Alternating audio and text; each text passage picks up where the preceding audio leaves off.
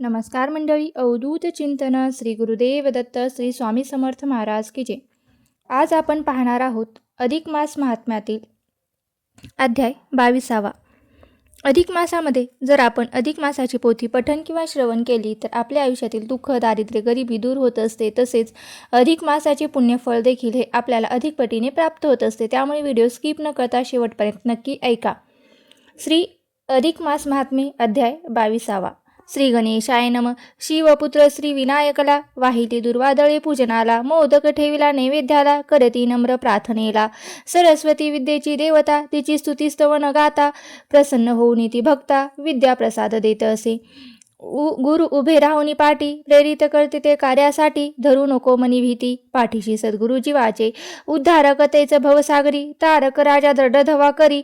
एक विनंती वाल्मिकी ऋषींनी, येता मास पुरुषोत्तम, कोणते पाळावे नियम, आचरण करावे उत्तम, सांगा न लागते ऋषी, म्हणती भूपवरा. तू प्रश्न केलास साजिरा, जनकल्याण हे तू बरा, त्यात घडले दडलेला. तरी आता देऊनी चित्त, एक सांगतो नियमव्रत, जे आचरावे या मासात, पुण्यप्राप्ती कारणे. कोणते अन्न या मासी सेवावे, जे ज्या हविष्य अन्न म्हणती, ते आता नुप्रती सांगतो मी. कोणते धान्यात गहूनी तांदूळ, शर्करा मूग जव तीळ तांदूळ, वटाणे केवळ मान्य अन्न, भविष्य केवळ केळी दही दूध लोणी, साखर मीठ ताक पाणी फणस आंबा तिन्ही मोडती हविष्य अन्नात, तेलात न तळलेले जे पदार्थ मानवी चांगले हविष्य भक्षितो सगळे. उपवास मानती आता दूषित न दूषित ते कोणते, अन्न न सोसावे कोणते, नीट घे ध्यानात ऐकून या. तू आता अन्न नसावे, ज्या भोजनात नासके विटके, दूषित निंदे अथवा कुसंस्कारित ऐसे अन्न शेवू नये. परस्त्रीचा संग न धरावा, तो विटाळ टाळावा. तीर्थाशिवाय अन्य गावात जाऊ नये या मानसी. न करावी देववेद निंदा, न करावी प्रगुरु निंदा, गोनिंदा स्त्रीनिंदा राजनिंदा न करावी. एक प्रकारे या मासीचा अन्न पदार्थ एव पेय फळाचा त्याग करती सेवनाचा व्रताचरण म्हणून या. जो पदार्थ आपण त्यागिला, तो दान करावा विप्रावाला.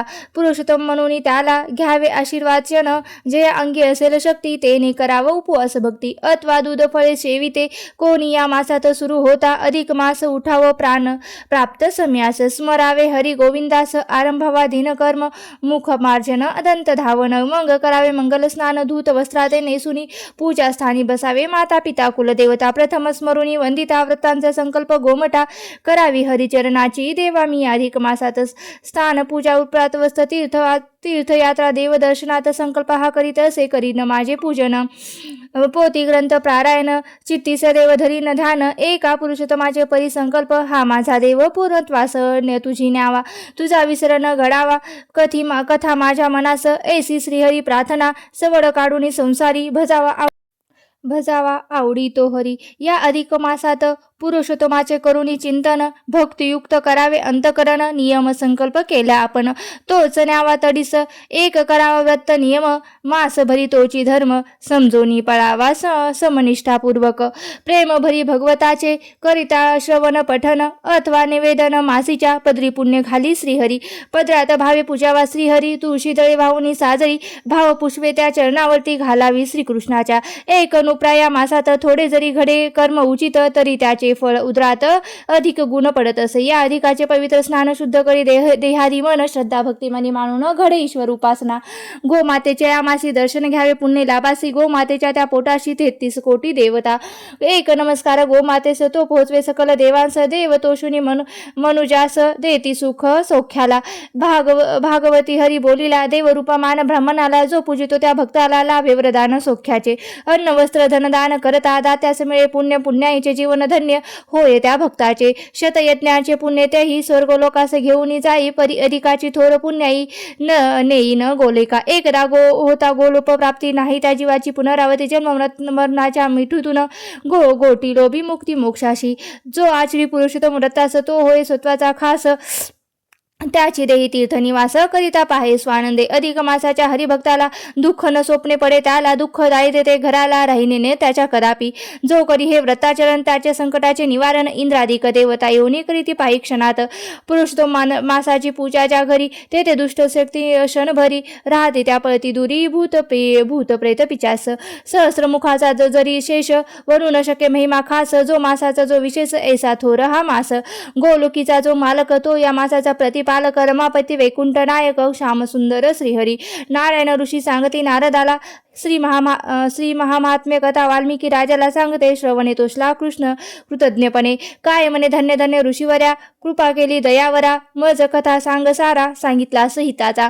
मज दाखवून स्वल्प वाट, तू दाखवलासा मोक्षपट, किती उपकार तुझे मजप्रत, कसा होईल उतराई मी.